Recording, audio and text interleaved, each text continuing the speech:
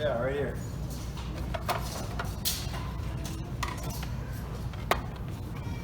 There's a popcorn roaster right there. This one's $8.49. So I'm at the Goodwill.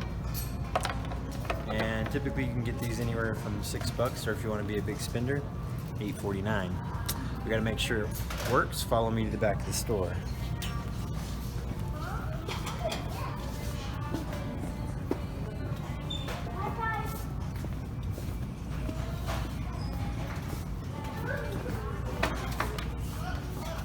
Back of the store. On this one, it's missing the top cup. It really doesn't matter. You're not going to use it when you're roasting anyway in a traditional kitchen. Half a cup will work just fine. But when you're plugging it in, just hold your hand up over it. If it's working good, 10 seconds, that's all it takes.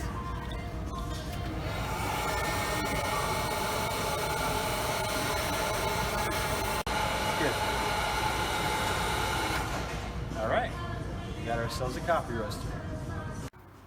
All right, so we got our popcorn roaster home. We're gonna run through a cycle. I recommend getting a couple different popcorn roasters for the reason that these do tend to overheat. They end up back at Goodwill because they have an automatic shutoff. When you think that your popcorn roaster has died on you, it probably hasn't. It probably just got too hot and had to reset itself.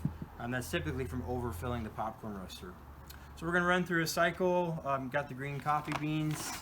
Got a Guatemala here I'm working with, and also a bag from Costa Rica. I'm not going to even try to pronounce the region that they're from. It's a good idea to pay, I'd like to pay about $4 a pound for your green coffee. You get it off of Amazon, you can get it off of eBay. I get these off of eBay, bid on the auctions, free shipping. And again, about $4 a pound is a good price to pay for your coffee. All right, so you got the green coffee here. An even half a cup. If you get greedy and do more than that, your popcorn roaster is going to shut itself down. You smell it, smells like alfalfa when you first get it out of the bag. Pour it in and get it rolling. We'll run through a cycle so that you can kind of see the different phases of the roasting cycle.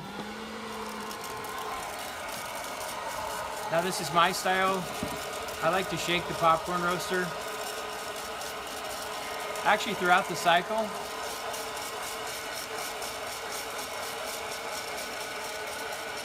the reason for that is if you don't, a lot of the beans, or a portion of the beans at least, are going to burn, okay? So until these lose some of the water weight, a pound of green coffee translates to about 12 ounces roasted. It's going to lose 25% approximately of water weight. So they're a little bit too heavy to start with. They're going to lose some weight, and then you can kind of leave them sitting. But at least to start with, you want to be shaking the popcorn roaster. Okay, so 2 to 3 minutes into your cycle, you're going to see the chaff start to release. That's the first sign that things are hotting up. You're roasting the beans to 400 degrees, so if you have kids, keep that in mind.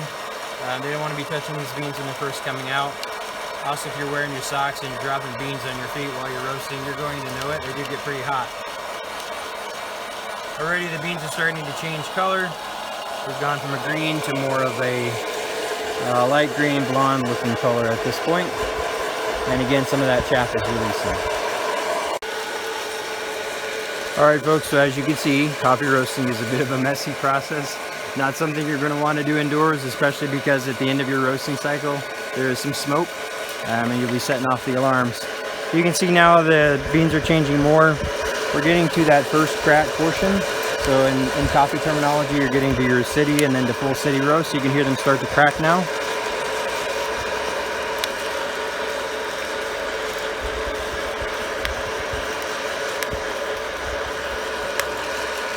Okay, and they'll crack for a bit, and then they'll actually cease to do that for another few minutes depending on the day that you're roasting.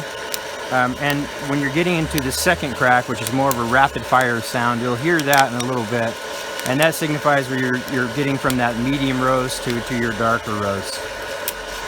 All right, so they're at the point now we're kind of letting them sit there just a little bit, and that second crack is starting. They're starting to look really good right now, and to smell great. Another thing, going back to the shut off on these, if your roaster shuts off, do not leave it plugged in. Some of them will not allow it to continue a roasting cycle even after the reset, but some will.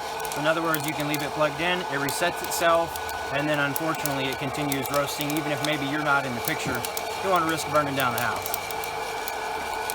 Okay, we're getting a little smoke. Smoke is not a bad thing, but know when they start to smoke, we're getting the second crack. You can hear it here.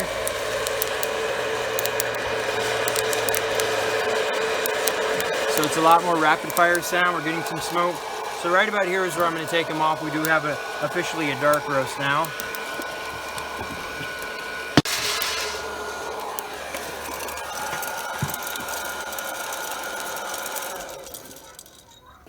All right, they're done. They're hot. We're going to be careful here a little bit. All right, this is the finished product. Again, you've got a good even roast throughout. When you start to see that little bit of a glistening on the outside, that's those natural oils you're going to get at a dark roast or espresso roast especially. And when you're drinking your coffee, give it 24 hours. It sounds strange. You think, well, this is the absolute freshest cup of coffee that I could possibly have. But the flavor completely changes, and they actually off-gas. So you don't need to put them in a sealed container. If you do that, you're going to know when you take the lid off because there's off-gassing that is going on. So I'll give them about 24 hours before you brew your pot here, and you're going to enjoy some absolutely incredible coffee. This is really the way to do it at home. An absolutely fantastic cup and a great result from roasting coffee out of these 849 Goodwill popcorn roasters. Thanks for watching.